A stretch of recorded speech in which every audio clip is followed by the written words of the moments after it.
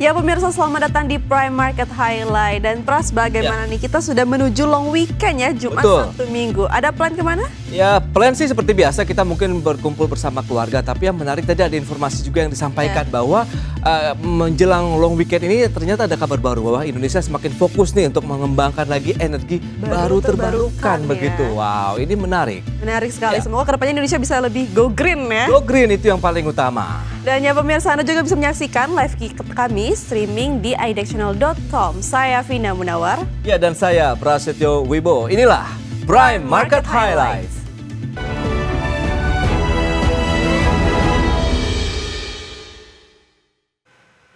Ya, kita awali dengan informasi pertama pemirsa. Presiden Prabowo Subianto meresmikan proyek pembangkit listrik berbasis energi baru terbarukan di 15 provinsi.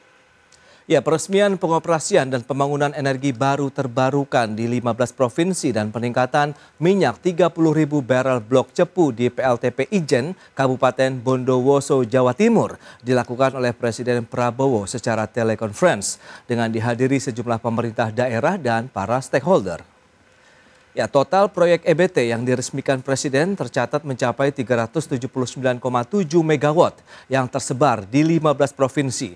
Dalam sambutannya, Presiden menegaskan dengan total nilai investasi mencapai 25 triliun rupiah, peresmian pembangunan proyek EBT ini menandakan upaya pemerintah untuk mempercepat pencapaian swasembada energi secara nasional dan mandiri. Kita resmikan dan mulai pembangunan 55 pembangkit energi baru dan terbarukan. Kita resmikan PLTP sebagai bukti bahwa Indonesia menuju kemandirian. Kita akan berdiri di atas kaki kita sendiri dan kita akan mampu memberi energi untuk seluruh rakyat Indonesia dalam keadaan yang efisien dan ekonomis. Ya pemirsa, peresmian, pengoperasian, dan pembangunan energi baru terbarukan di 15 provinsi menjadi angin segar bagi ketahanan energi dalam negeri. Menteri Energi dan Sumber Daya Mineral Bahlil Lahadalia menilai Indonesia yang memiliki sumber daya alam yang melimpah bisa mengakselerasikan sumber energi terbarukan secara mandiri. Dalam catatan Kementerian ESDM, total proyek EBT yang diresmikan Presiden Prabowo Subianto tercatat mencapai 379,7 megawatt yang tersebar di 15 provinsi. Sementara lokasi peresmian dilakukan di Pembangkit Listrik Panas Bumi atau PLTP Ijen Kabupaten Bondowoso, Jawa Timur. Menteri ESDM Bahlil Lahadalia menegaskan terdapat 351,9 megawatt proyek PLTP dengan total investasi sebesar 23,49 triliun rupiah. Kemudian ada juga 47 proyek pembangkit listrik tenaga surya atau PLTS dengan kapasitas 27,8 megawatt yang tersebar di 11 provinsi. Proyek EBT yang diresmikan ini antara lain proyek PLTP Salak Binari di Jawa Barat, PLTP Muara Laboh Unit 2 di Sumatera Barat, dan lainnya. Kita meresmikan 15 provinsi proyek pembangkit listrik energi baru terbarukan dengan total kapasitas sebesar 379,7 megawatt dengan total investasi kurang lebih sekitar 25 triliun.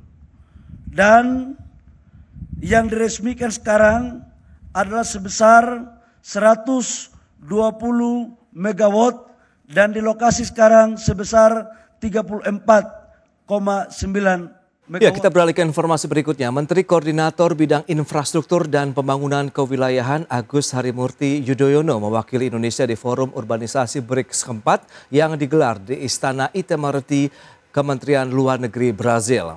Hadirnya Indonesia merupakan pertama kalinya Indonesia mengikuti Forum BRICS setelah sah menjadi anggota pada Januari 2025 lalu.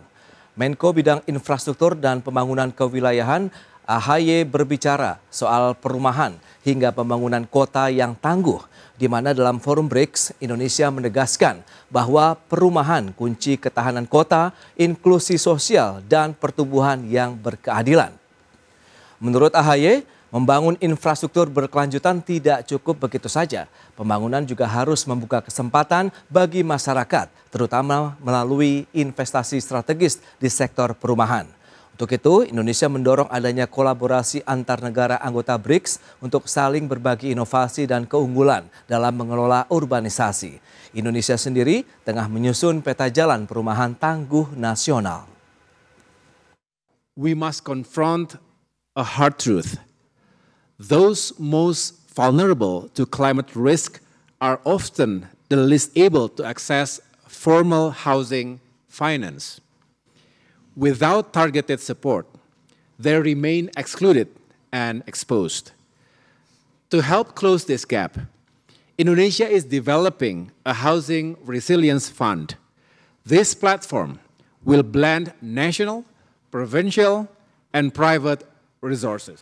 Selanjutnya pemirsa, Kementerian Perumahan dan Kawasan Permukiman siap meluncurkan proyek pembangunan perumahan kerjasama antara Indonesia dan grup Qatar Al-Khila International Group. Ya, di mana dalam kerjasama Indonesia dan Qatar sepakat akan membangun 1 juta unit apartemen murah. Indonesia dan Qatar resmi menandatangani Memorandum of Understanding atau MOU pembangunan hunian dengan harga terjangkau, di mana Kementerian Perumahan dan Kawasan Pemukiman bersama Al-Khila International Group Qatar sepakat untuk menjalin kerjasama pembangunan 1 juta unit apartemen dengan harga murah. Penandatanganan MOU sendiri dihadiri Menteri Perumahan dan Kawasan Pemukiman Marwarar Sirait dan Yang Mulia Sheikh Abdul Aziz bin Abdul Rahman Al Thani. Dalam acara launching ceremony of Million Affordable Housing Apartment Unit in Urban Area di Jakarta, Wakil Menteri Perumahan dan Kawasan Pemukiman Fahri Hamzah menegaskan, pihaknya telah siap untuk membangun perumahan terjangkau berkonsep apartemen bagi masyarakat. Rencananya pembangunan 1 juta unit apartemen dengan harga terjangkau dibangun secara bertahap.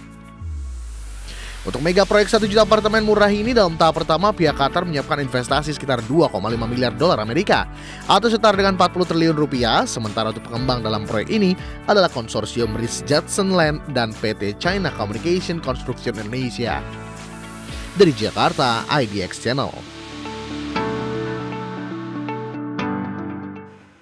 Ya pemirsa dan Prasya, membangun 1 juta unit apartemen murah ini menjadi angin segar ya bagi Indonesia. Di mana juga memang program prioritas Presiden Prabowo ya untuk membangun 3 unit rumah untuk masyarakat berpenghasilan rendah. Semoga kedepannya benar-benar proyek ini bisa dijalankan dengan baik, dengan efektivitas yang tinggi dan juga bisa benar-benar dirasakan masyarakat ya manfaatnya. Ya, kita tahu juga ini upaya untuk mengejar backlog perumahan begitu, dan kita tahu juga bahwa ini menjadi salah satu solusi karena pembangunan 3 juta unit rumah ini tidak hanya di wilayah perkotaan tapi pedesaan, karena memang keterbatasan dari lahan begitu ya di wilayah perkotaan, maka memang harus building begitu yang harus dikembangkan lebih jauh lagi oleh pemerintah, dan alhamdulillahnya adalah harganya kemungkinan bisa terjangkau begitu. Iya, lebih terjangkau dan juga mungkin bisa mendapat luas yang lebih ya daripada di rumah di tanah. Baik pemirsa,